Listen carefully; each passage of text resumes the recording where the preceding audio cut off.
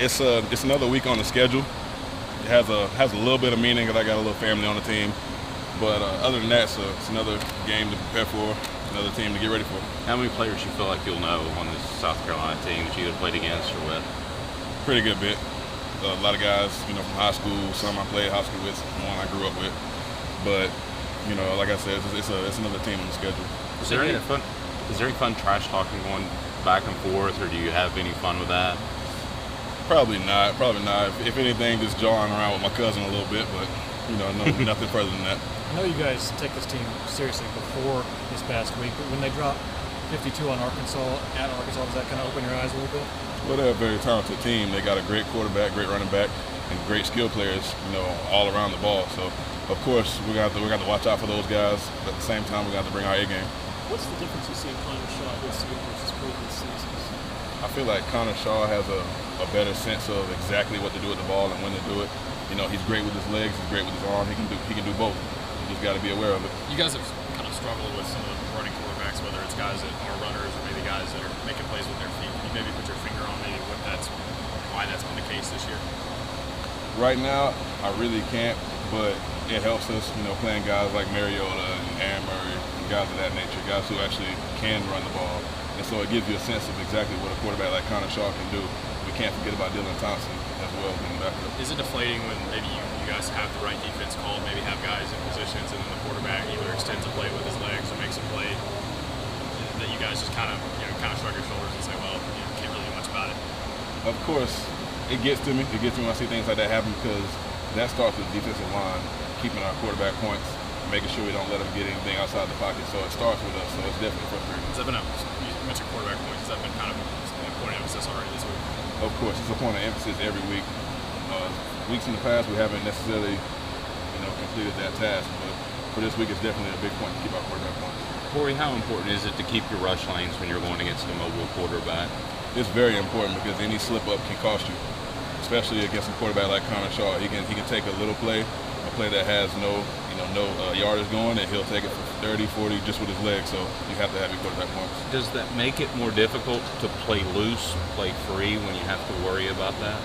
Well, of course not. You can't let the highs get too high and the lows get too low. If you're going to speed rush, make sure you keep your point. If you run past the quarterback, come back. Make sure you don't give him any lanes to get out. Davis has kind of emerged as the premier back in the league. What is it about him that you've seen on film that's impressed you? I like Mike Davis. I like what he can do. He's really shifty with his feet. He can go in the gap, come back out the gap. He makes plays. He extends plays. He's strong, has a nice stiff arm to him. I like what he brings to the table. Corey, how much with Shaw does the toughness stand out? Because I know that just even a couple weeks ago he had another injury and they said he'd be out 3 weeks and he was out there in the very next game. And I know obviously quarterbacks are football players too, but he seems to be a really, really tough guy at that position. Well, you've seen that with Connor Shaw since he enrolled at South Carolina. The shoulder injuries and being out and coming back, ankle injuries, being out and coming back. He's a tough kid. He doesn't stay out long and he fights for his team. How much are y'all still looking for that big win? I know you can't really think about it. You got to take one game at a time, I guess. But how much does it still kind of stick at you that y'all haven't had one in a while? Well, what we've seen, especially from last week against Georgia, is that this team is believing in what Butch is telling us to do, and we're fighting hard for an entire 60 minutes. And what it's taken is for us to take that effort from last week and bring it into this week, because even though last week was a tough loss, we still have a lot of games left to play, and it's a great opportunity to come out on top. We're just doing something on the effects of realignment. I'm just wondering, are you surprised when you see how well Texas A&M and Missouri have adapted so far? The way they've beaten the SEC? I think in the SEC, there's not many surprises. Every team is a good team, no matter how you look at the situation. Everybody's here for a reason. Texas A&M and Missouri have done a great job of getting better as the weeks go on and as the season goes on. So I give those guys credit, and that's exactly what we're aiming to do. Corey, who's your cousin on the team? Nick Jones. Is it someone you were close with growing up, or is he? Most definitely. Grew up playing Little League together, same school, same team. Aaron Murray had a 57-yard run against you guys. What was the breakdown on that? What did you learn from that may help you against Connor Shaw? Well, they did a great job of setting up the play call. I think it was a pass sets by the tackles and a quick set by the quarterback and takeoff running. Did a great job. He got the ends upfield. He got the tackles pass rushing, and it was just an open lane. So what did you learn from that may help you this week? That we can't get ahead of ourselves. Even on the pass sets, we got to have somebody on their quarterback points at all times. We lost our points. Corey, South Carolina now is a top 25 program every single year, it seems. Are you old enough to remember when they were really, really bad and they were a last place team every year, or are your only memories of them as a good program? That's all you remember is the good times from those guys ever since the old ball coach got there, right? Timor. How much do you believe in a team kind of learning how to win? I know every game is different, but is there just a general vibe? You see those teams, the championship teams always go through 1 or 2 games that they got no business winning and they win them. And y'all have been on the short end of a lot of those kind of close games lately. Is there a value in learning how to win? Does that matter? It's definitely a value in learning how to win. And as Butch puts it, last week our preparation for Georgia was the best week of preparation we've had all week. And I think that plays a huge role in getting wins on Saturdays. You come in, you do the extra, you watch film, you get your treatment, you lift weights, you take your vitamins, things of that nature, and everything that you do, whether it comes from the classroom to the film, you gotta be ready for Saturdays. So that's what it's gonna take to get a win. What about that kind of the one big moment that comes up? There's always a point in those games, usually late in the fourth quarter, and maybe it's just a bad break or bad execution or whatever it is, but it's that kind of thing. Do you have to stop that from being contagious, like when you get to that point and then you just don't make a play again? Most definitely, because what happens deep in the fourth quarter, guys are mentally tired, physically tired.